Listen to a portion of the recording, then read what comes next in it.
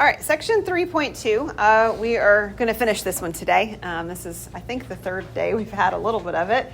And we're going to start with some more algorithms. The algorithm that we're working with next is, it's one that I like a lot. And it's actually one that I had the opportunity to have Dr. Marsh come and talk to me about. That one of her children had encountered in their classroom recently. It looked a little bit different than what we're going to do, but it's the same thing. And I'll show you what the difference was that she encountered, and she recognized it as being the same. So this is called Scratch Addition. Scratch Addition works really well when you're adding a bunch of numbers together. And I don't mean like numbers that are long, right? It's not like these, 488, 231. They're not 3-digit numbers.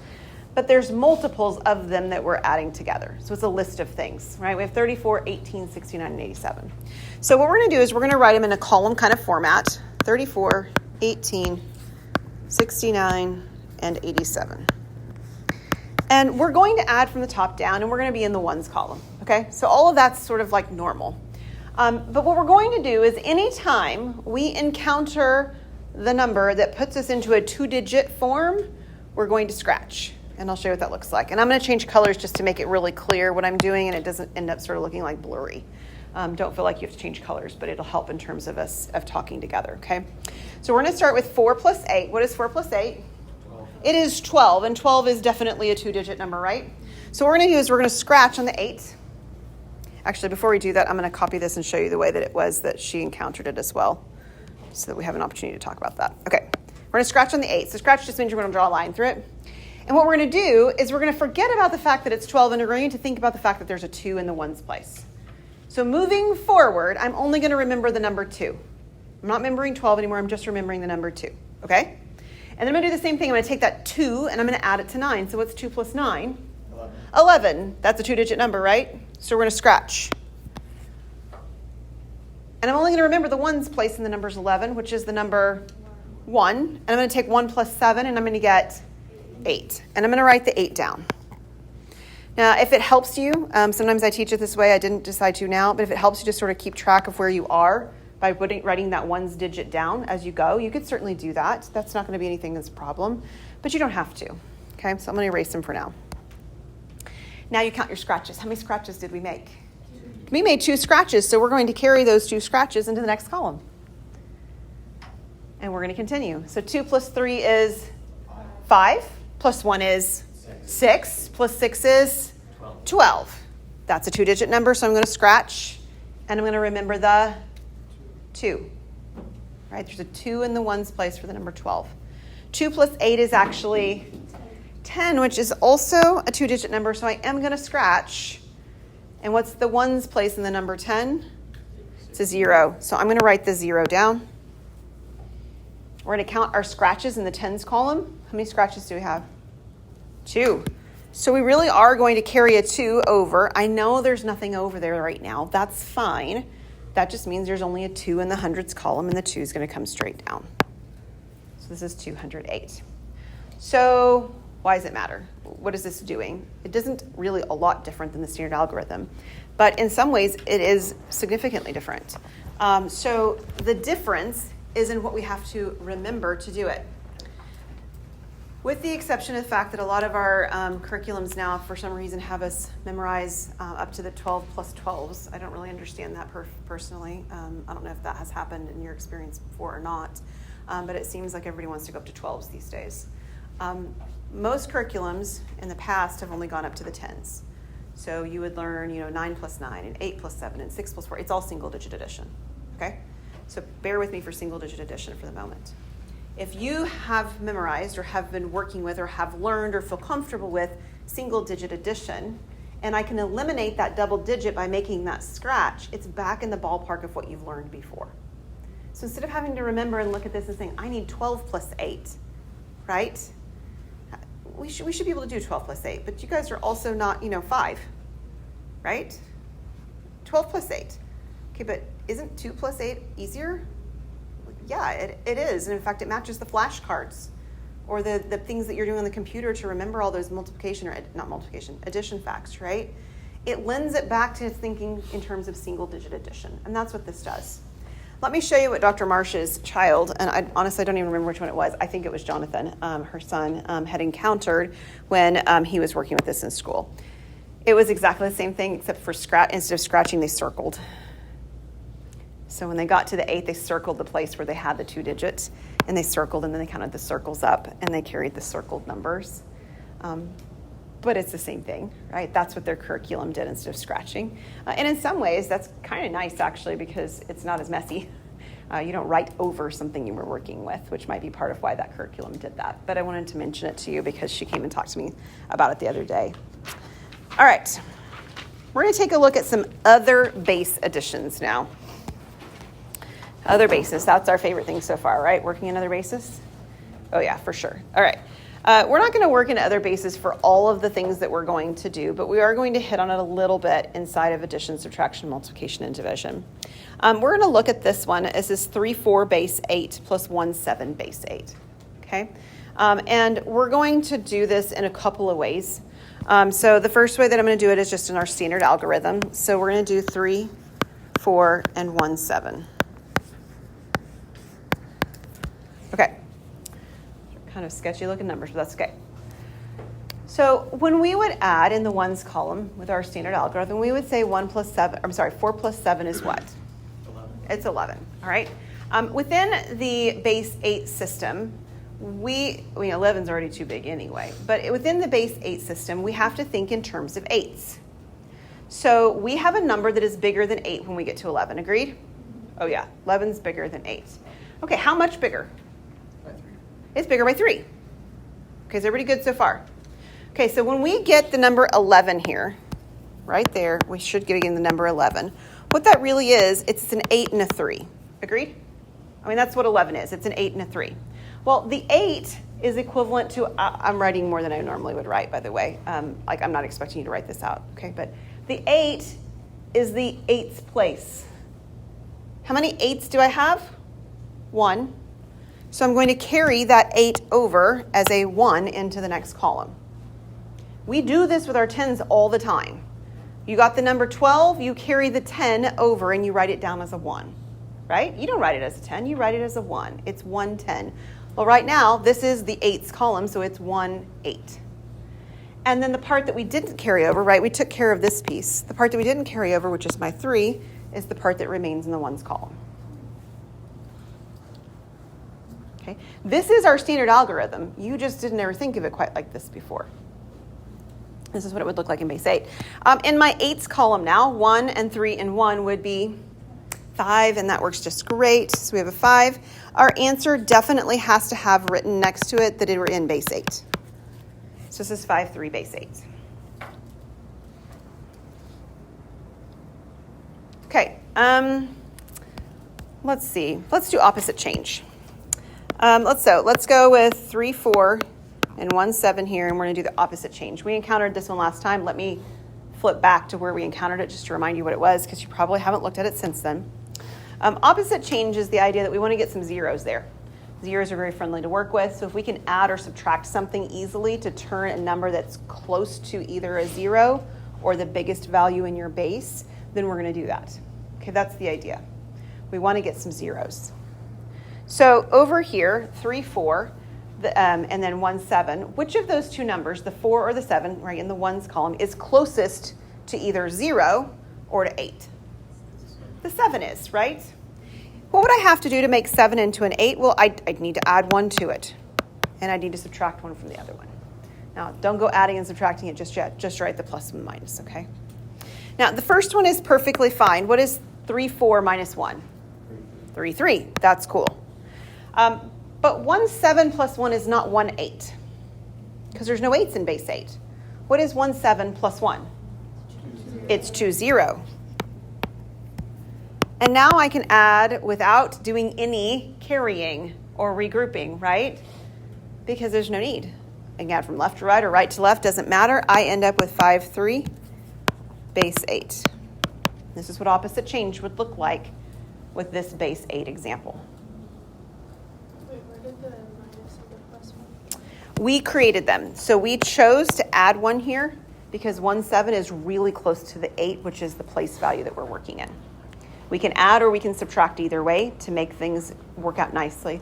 Like if the first number instead of being a 34 had been a 31, we probably would have subtracted 1 from that one and added 1 to the other one, whatever the other one was. So either of those numbers, we're just wanting to get zeros in some places. Okay? Ready to try another one? Okay, we're going to change bases, I'm pretty sure. Yep, base 3. All right, we're going to do standard algorithm again first. So we have 1, 2, 1, 2, and 1, 1, 2. Lots of 1s and 2s because this is base 3. And I only have 0, 1s, and 2s. So that's what's going to happen, right? Okay. So we're going to add the 1s column together. I have 2 plus 2, which would be the value 4, right? But what I want to do is to regroup it in 3s. So if I have the number 4, how many 3s are there? There's one group of 3s. So I'm going to carry that one over. And how many are left over after I carry over my one group of 3s? 1. So there's 1 underneath. Now I have the 3s column. It's all 1s. 1 plus 1 plus 1 is 3. Well, that's a group of 3s. So I'm going to carry that over to the next column. And if I carry the one group of 3s over, that leaves me with 0. Now I've got the 3 squareds column. I have 1 plus 2 plus 1. I'm at 4, right? That's 4. It's like I got in the 1s column already. That's one group of 3s. So I'm going to carry the 1 over and 1 left over. And then my final 3 cubed column, I have 2. 2, 1, 0, 1. Base 3. Okay. There's nothing wrong with the standard algorithm, but it is requiring us to think through pieces like at the same time, almost like multitasking within the same problem. That can sometimes be really challenging for kids when they're first working with this. Most of the other algorithms, what they do is they isolate certain skill sets at a time. I'm going to try another one with you. This is the same example, but we're going to do this with the lattice now. So I'd like for you to draw, you can write those same values down first, but I'd like for you to draw a grid. That wasn't a good one. It must be long. And we're going to add 1, 2, 1, 2, and 1, 1, 2. We take our grid and we split it into 4 boxes because I'm adding a 4-digit number and a 3-digit number. That was really bad. That's much too thick. All right, it could be lined up a little bit better, but it's not too bad. Remember lattice, we actually kind of make these cross hatches in the middle of them. And with this one, you can add left to right or right to left, doesn't matter, but you're just adding the column together. So let's just go from left to right because we can. In the first column, I just have a 1, so it's just a 1 that gets written down here. In the second column, I have 2 plus 1, that would be the number 3. But the corner at the top is how many 3s I have, and the corner at the bottom is how many 1s I have. So I have 1, 3, and 0 1s. You could also think to yourself, well, what is 3 in base 3? Well, if 10 in base 10 is 1, 0, then 3 in base 3 is 1, 0, and 8 in base 8 is 1, 0, and 10 and 12 in base 12 is 1, 0. They always are 1, 0, so you can think that way too. My third column, I have 1 plus 1, that's 2. So I'm just going to write that down in the bottom corner. And my last column, I have 2 plus 2. That's 4. 4 is 1, 3, and 1, 1. Okay, one group of 3 and one single 1 left over. What we do with lattice next is we extend the diagonals, like so. And we add along our diagonals. Here we do have to start in the bottom right-hand corner. This is the number 1 that we'll carry down.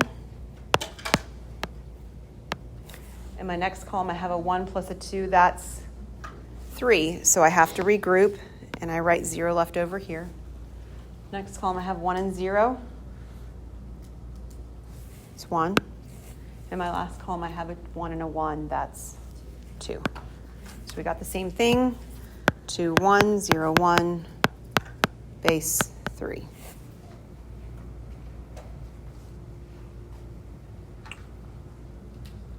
Okay, you want to shift gears?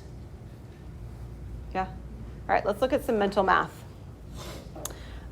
Mental math, it's kind of funny. So I'm in a group chat for 5th graders at my kids' school, And somebody actually put a question in the group chat. Somebody else answered it before I got a chance to. And it says, does anybody know what in the world mental math is?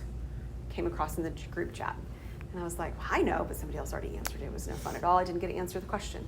So mental math is exactly what it sounds like. It means you're doing it in your head, right? Can you do it in your head without writing anything down? And some kids are better at this than others. In fact, some kids are really, really good at this. And some of you might be one of those kids. I was talking to a lady at my church the other day, and she said her son was bound and determined all the way through high school that he was not going to write down anything.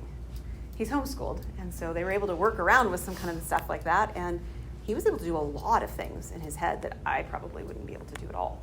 And I have an advanced degree in math because I don't have the need to not write things down, but he did. He's a welder now, and he's doing very well for himself. So mental math means it has to be something you can do in your head. Like, that's the kicker. It has to be something you can do in your head. So you can't be doing too many steps at once. And that's the idea. So we're going to look at some strategies for mental math with addition. We'll see the same thing happen when we get to other operations as well, the things with mental math. So this one is one of them. This is adding from left to right. So with adding from left to right, what you do is you start with the first value. So we got 46. And instead of adding 38, what you do is I'm sorry, I said that wrong. We write down the 46 as 40 and 6. I was looking at the wrong line, sorry. And then I look at the number 38 as 30 and 8. And I do each of those additions straight down. So I'm kind of column additioning, right? I'm doing columns. So 40 and 30 is 70. 6 and 8 is 14. And then now I need to add 70 and 14 together. And because I have a 0 in this place, that makes it something that's pretty straightforward to do. And I will have a 0 in that place because I used the column that had zeros all in the ones column, right? Like, I only used the 10 column, I didn't use the zeros column. It's all going to be zeros in the ones column, excuse me. So this would give me 84, right? So what does it take for this to be called mental math? The key that I use is 3 steps. If you can do it in 3 steps, I'll be happy to call it mental math, okay? If you can't do it in 3 steps and you're at 4 steps, there must be some other way that you should have strategized to do that, because once you're working with most young children, 3 is about the max of what we can do, okay? So this is 3 steps. I added 40 and 6, I added 30 and 8, and then I added 70 and 14. That's a 3-step process.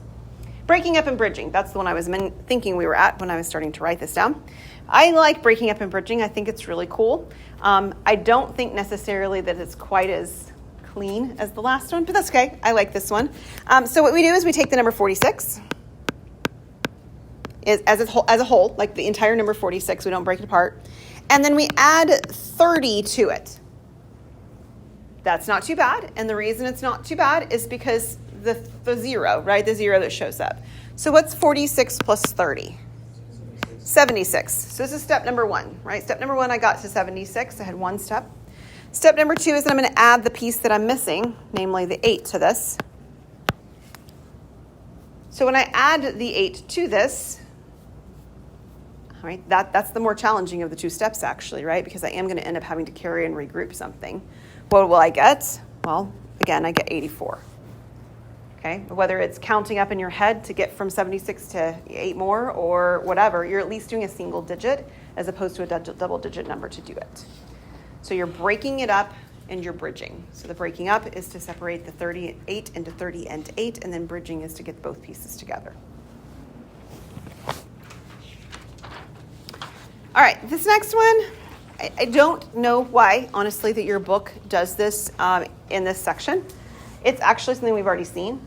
They call it trading off, but it's actually the exact same thing as opposite change. If the numbers are small enough, it can be done in your head. So I guess that's probably why it's showing up here in this mental math section, but it's not a new strategy. We've already got this strategy in our tool belts, okay? So this one says that I've got 46 and 38. And what I'm wanting to do is I'm wanting to either add or subtract something to get zeros in the ones column of one of the numbers. Right? Like, it's not going to happen for both of the numbers usually. Like, that's not the point. I need it to be one of the numbers. So which of those 2 numbers is going to be the easiest to arrive at 0? Right, the bottom one. The 8's closer. It's closer to 0. What can I do to get the 8 to turn into a 0? +2. I'd have to add 2. And to compensate, the opposite change or the trade-off is, what do I need to do? I have to do a subtraction of 2 on the other one. Okay? So I change each one of those. So this becomes 48 and 40. I add this last step and I get, oh, did I mess something up? Oh, thank you. Got carried away. Y'all caught it though. Man, and fast. Good job. All right, 44 and 40. I've got 84. Do you see 3 steps? Yes. If this was a 3-digit number, we couldn't do it in 3 steps necessarily, right? I mean, we might depending on the number, but we wouldn't necessarily be able to do this in 3 steps. I think that's why they're pushing this into this section and with this name. Why they changed the name, I don't know about that, but nonetheless. All right, we've actually talked a little bit about this one before too. Compatible numbers. So compatible numbers means using numbers that are going to be easy to add together. And this kind of draws us back into that making 10 stuff that we did before. So we're wanting to sort of group things together in a nice way that they make tens or hundreds or thousands. So do you see any of these numbers that are really nice to add together because they become maybe 100? 30 and 70. 30 and 70 will do that. 30 and 70 make 100. Any others? Yeah, 40 and 60. Those also make 100.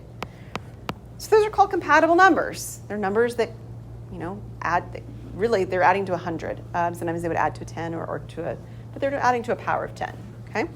So now we have 100, 200, and 50. Cool? Now is that going to work with all numbers? Well, of course it's not. But when it does work, it's very nice. Agreed?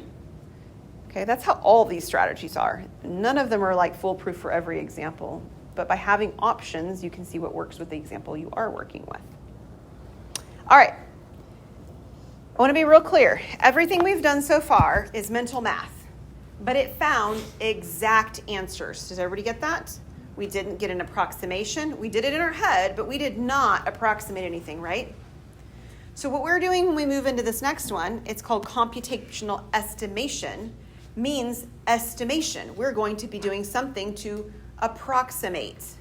There might be some rounding involved. We're not necessarily going to get an exact answer, but we're going to get a good enough answer in certain circumstances, right? Sometimes a good enough answer really is good enough, right? My kids learn Bible verses at church, and there's a competition that they take place in, and it has to be word perfect. I mean, it has to be word perfect, even for the little bitty ones, okay? So like the first graders, for word perfect. It's not word perfect, they don't get it counted right. But we have a lady that works with us, and she, when they get it really close, what she likes to tell them is it's good enough to live by. It's good enough to live by. You don't have to be word perfect in that Bible verse to be able to live by it, right? Sometimes math is like that too. It's good enough. As long as you're pretty close at the cash register, maybe in a little bit over cash register, right? The clerk is going to be just fine. She doesn't need you to be exact. In fact, if you are exact, it sometimes trips people up. It's crazy. All right, so let's look at these. There's a couple of these. This first one is called making compatible numbers. And I'm still in mental math. I thought I'd already got past this. Oh, one more example then that's exact, okay? My bad, I'm so sorry. All right, so let's take the 68. All right, 35 and 68 are not compatible, correct? If we were estimating, what are they approximately? 70. They're close to 100 if we add them together, right? Give or take. I mean, a little bit more, but they're about 100, right? So if we wanted to approximate these, that's what our expectation will be. What number would be a compatible number to 35? I'm just picking one. Not 40, nope. 65. So 65 and 35 make 100. I could break the number 68 apart into 65 and what? 3. So I can actually make numbers out of this that are compatible and then add the leftovers afterwards. That's what making compatible numbers is. So these two, I get 100.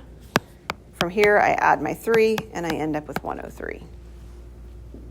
That's making compatible numbers. If we were using approximation for this, we would have said 100. These are approximately compatible, agreed? And like, really, if we're off by 3, is it going to kill us? Well, the clerk at the cash register probably wants us to give her that extra $3. True.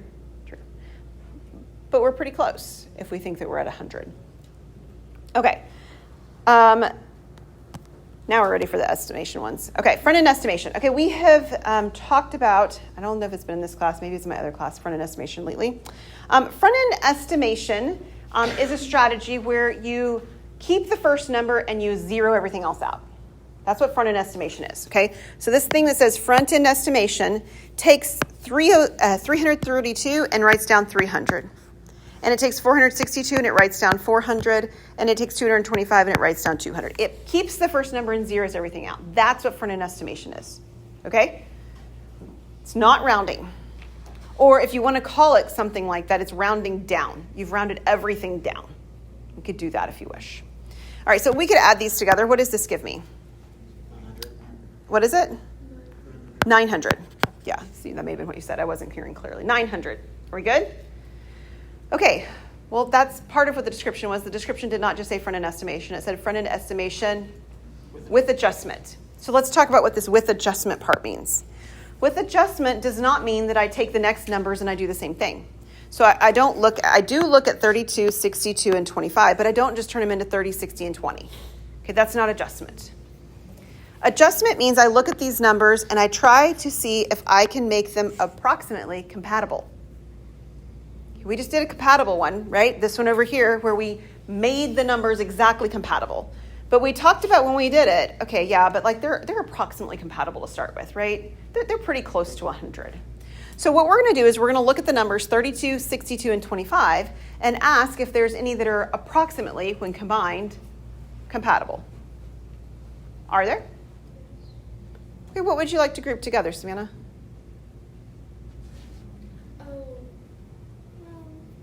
Don't overthink this. What would you say? 32 and 60. 32 and 62 are close.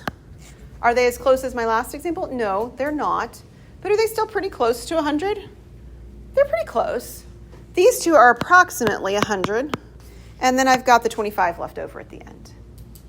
Okay? This isn't mental math anymore, by the way, right? Notice you're in a different section. I'm not trying to do this all in my head. I really am planning and expecting that you're writing this down. The mental math stuff, while it is supposed to all be done in your head, you still have to write it down because I can't see inside your head.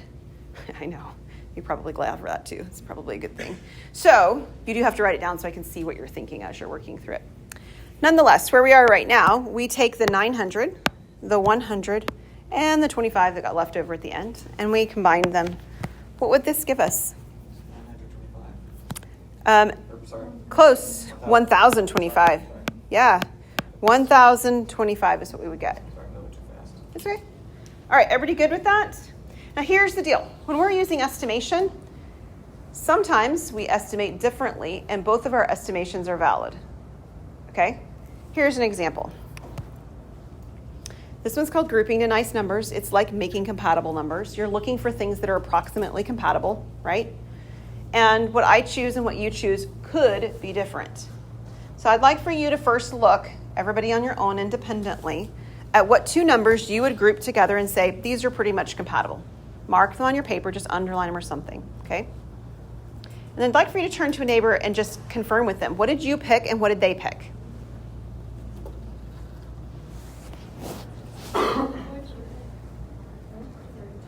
Two numbers that are approximately compatible.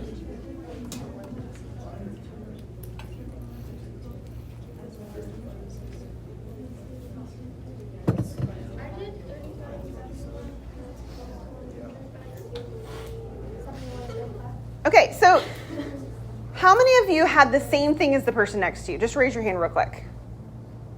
Nobody did? A few of you did. You and the person that you talked to, you chose the same two that were compatible. Macy, you and Sydney did. Okay, did anybody else? Nobody else did. Do you know that's okay? So somebody tell me an example of what you had. What are some numbers that we picked? 42 and 55. 42 and 55. Those would be approximately compatible. What's another pair we picked? Sorry, too many things. What'd you say, Brooke? 42 and 64. Those are approximately compatible. What did you say, Savannah? 71 and 35. Those are approximately compatible. Okay, is everybody with me? We don't have to pick the same thing. Our answers will be close at the end regardless, but they may not be the exact same answers. Yep, RJ? Sorry, I'm just confused. The compatible, they're not supposed to be exact. They're just kind of close. Close. Exactly. They're close to 100. Okay, You bet. That's the only thing that's something. So yeah, and they're actually even calling them grouping to nice numbers with that kind of a phrasing because they aren't going to be perfectly compatible, right? They're going to be approximate. Does it have to be like to 100? In order for us to talk about this from the start, we would want to look for things that are going to be close to 100. If you run out of options that are close to 100, you might have to group to something else. So Yeah. would 64 and 35 be considered? 64 and 35 could be considered nearly compatible. I don't know if that's what somebody said or not. We've had a lot of answers. So yeah, there's lots of options, okay? All right, so the ones that I marked, for better or worse, is I marked 42 and 64. And I marked 35 and 71. Okay, if you didn't mark those, don't worry about it. But I'm saying that these are what I had put down. This is approximately 100. This is approximately 100. And the one that got sort of left out is my 55 in the middle. There's really no reason to round it, but if you wanted to, you could round it to 50. It'd be okay. But we should all be at about 250 on this, no matter how we group things. Give or take, right? Some of you are going to be a little bit higher, some of you are going to be a little bit lower, depending on your groupings. But we're going to be around 250. Is that all right? So this is grouping to nice numbers. All right, clustering. Again, clustering doesn't work in all circumstances, but when it does, it's really nice. Clustering is a feature that happens when all of the numbers are really close to the same number to start with. Let's take a look at these that are given. What are they all pretty close to? 500. They're all really close to 500, right? Some closer than others. Some are an overestimate, some are an underestimate, but they're all fairly close to 500. How many of them are there? There are 5. 1, 2, 3, 4, and 5. So these are all approximately 500. What's easier than adding 5 numbers that are close to 500 together? Yeah, multiplying that 500 by the 5 numbers, right? Not by the 5 numbers, but by the number 5. What is 500 times 5? 2,500. And even if you were working with kids who hadn't encountered multiplication yet, adding 500 together 5 times would still be significantly easier than adding those 3-digit numbers together, right? So that's okay. We can use multiplication. We can describe it that way. But we can also recognize that our kids might actually add here instead of multiply. All right, here's the last one of this technique that I left for last because you know it. At least you've seen it the most probably before, is rounding. So the idea with rounding is that if the number that you're trying to round to has a number after it that's 5 and up, you round up. 4 and down, you round off. You zero everything out. Now, in general, they'll tell you, what you're rounding to. But if they don't and they just say round, it means you get to pick. So I'm going to choose to round a couple of ways here, just as a reminder. We're going to round to the thousands place, and then I'll round just for kicks and giggles to the hundreds place. Okay? So if I'm rounding to the thousands place, my number 4, 7, 8, 9, I need the number 4 to either stay a 4 or to turn into a 5. That's the only options. And I make that decision based on the number that follows it. So the number after 4 is a 7. 7 is a number that's bigger than 5. So it's going to round this 4 up to a 5, and this will become the number 5,000. My second number, 3148, the 3 will either stay a 3 or it will become a 4. The number 1 after it tells us. Because it's a number that's smaller than 5, it tells us that the 3 will stay a 3. Okay, I am rounding down. That doesn't mean the 3 goes down. It means the rest of the numbers make the entire number go down. So this becomes 3,000 instead. And what is 5,000 plus 3,000? 8,000. Hundreds. So we're going to take 4, 7, 8, 9. The hundreds place is the 7, right? So I look at the 8. Now, it's important to realize that the 4 at the beginning now is not going to change. It's going to stay a 4. The only one I'm manipulating is 7 and after. So I'm starting with the 7. Will the 7 stay as 7 or will it become an 8? It'll become an 8 because the number after it is larger than 5, or larger than 4.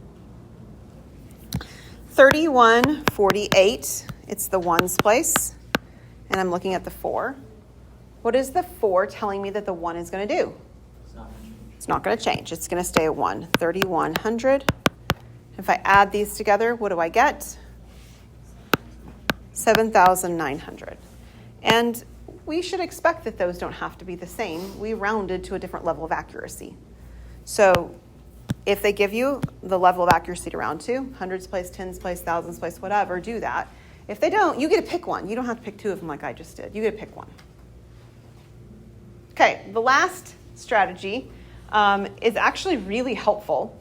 And what it does is it actually does it does a type of rounding with the values. This is called using the range. So the way that using the range works is you take the first digit in both cases, and the first thing you do is you write that one down and zero everything out. So that's like front-end estimation. So you're going to write down 300 plus 600. And what is 300 plus 600? 900. Fantastic. And then secondly, you take those numbers and you round them up. So instead of 370, you're going to have 400. Okay, so the 3 is 4 now. And instead of 647, you're going to have 700. We go up. The first time we go down on both of them, the second time we go up on both of them. Okay? So basically what we're saying is between which values of 100 do these numbers lie between, right? So the first one is 370. Well, 370 is between 300 and 400, right? 647 is between 600 and 700. Does that make it clear? We're just trying to find like the two ending, bookmarks in the hundreds place that this number is between. 370 is between 300 and 400. 647 is between 600 and 700. Okay? Well, what is 300 and 600? We got 900. What is 400 and 700? We got 1100. So what it tells us is that the exact answer here is between 900 and 1100. That's the range that it's in. Now imagine you're the teacher. You can look at this and you can, okay, well, the answer is ballpark, right? If I just wanted to know the answer ballpark, it's between 900 and 1100. And the child sits there and they tell you the answer is 227. You should immediately know that doesn't make any sense for lots of reasons, number one. But for the basic idea reason is that you know that it's supposed to be between 900 and 1100, whatever their answer is. Now, that doesn't mean if they give you an answer that's between there that it's definitely right, but they're at least in the right range of values. Their approximation or their value is within an approximation that kind of makes sense. Okay? All right.